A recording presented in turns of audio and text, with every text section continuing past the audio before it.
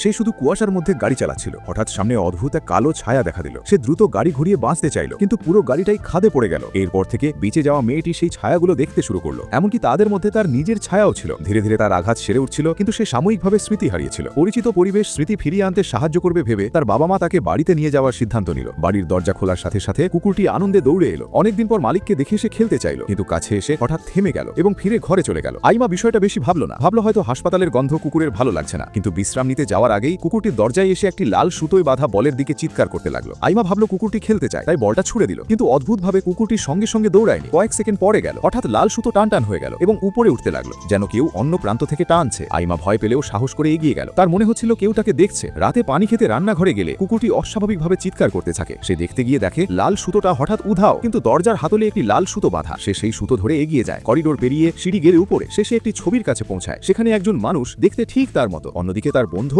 অস্বাভাবিক কিছু লক্ষ্য করে। একটি সাদা আলো আগুন নিভিয়ে দেয়। মনে হয় আলোটা কিছু লুকাতে চায়। হঠাৎ ফোন নিজে নিজেই আনলক হতে থাকে। ফোন তুলতে গিয়ে ফনহিফ মাইককে দেখতে পায়, যে আসলে হাসপাতালে মারা গেছে। হাসপাতালে তখন তার হার্টবিট বন্ধ ছিল, কিন্তু হঠাৎ সে কাঁপতে শুরু করে, চোখ খুলে ফেলে, নিজেই অক্সিজেন মাস্ক খুলে ফেলে এবং সবার সামনে আবার জীবিত হয়ে ওঠে। এদিকে বাড়িতে বাবা মা এসে জানায় তার একটি যমজ বোন ছিল, যে 6 মাস আগে মস্তিষ্কের টিউমারে মারা গেছে। তখন আইমা বুঝতে পারে লাল সুতোটা কোনো কল্পনা নয়, বরং তার মৃত বোন। কিন্তু বাবা মা বিশ্বাস করে না। তারা ভাবে সে ক্লান্ত। ডাক্তারও বলে এগুলো স্মৃতির প্রতিফলন, কিন্তু আইমা জানে এটা সত্যি। এরপর সে তার বান্ধবী ডেলের বাড়িতে যায়। যদিও তার স্মৃতি নেই, তবুও জায়গাটা অদ্ভুতভাবে পরিচিত লাগে। হঠাৎ কেউ তার নাম ধরে ডাকে। মেঝে থেকে অদ্ভুত শব্দ আসে। মনে হয় কিছু একটা তার দিকে এগিয়ে আসছে। সে উপরে তাকায়, কিছুই নেই, কিন্তু সে অনুভব করে পিছনে কেউ দাঁড়িয়ে আছে। আয়নায় নিজের প্রতিচ্ছবি দেখে, কিন্তু সে জানে এটা তার বোন। বোনটি কেন বারবার ফিরে আসছে এটা বুঝতে সে পুরনো ভিডিও দেখতে চায়। ভিডিওতে দেখা যায় দুই বোন লাল সুতো আর টিনের কৌটো দিয়ে খেলছে। দুই প্রান্তে দাঁড়িয়ে কথা বলছে। এতে তার মাথায় আইডিয়া আসে, হয়তো বোন কিছু বলতে চায়। রাতে সে একইভাবে চেষ্টা করে এবং সত্যিই কৌটো থেকে শব্দ আসে। হঠাৎ সুতো টান টান হয়ে যায়। সে ভয়ে কৌটো ফেলে দেয়। দেয়াল থেকে সাদা আলো বের হতে থাকে। সে ছুরি তুলে নেয়। হঠাৎ কেউ তার হাত ধরে টানে। পিছন থেকেও আলো আসে। এরপর সেই আলো থেকে একটি ছায়া বেরিয়ে এসে তাকে মাটিতে ফেলে দেয় এবং ছুরি তুলে আক্রমণ করে। সে নিজের মাথা বাঁচাতে চেষ্টা করে। ঠিক তখন আয়নায় একটি মানুষের ছায়া স্পষ্ট হতে থাকে। ছুরিটা তার গলার দিকে এগিয়ে আসে। ঠিক তখনই সিঁড়িতে শব্দ হয়, আর সেই কালো ছায়া হঠাৎ উধাও। বাবা মা দৌড়ে আসে। কি হয়েছে? সে চিৎকার করে বলে, লাইলা আমাকে মারতে চেয়েছিল, লাইলা আমাকে মারতে চেয়েছিল।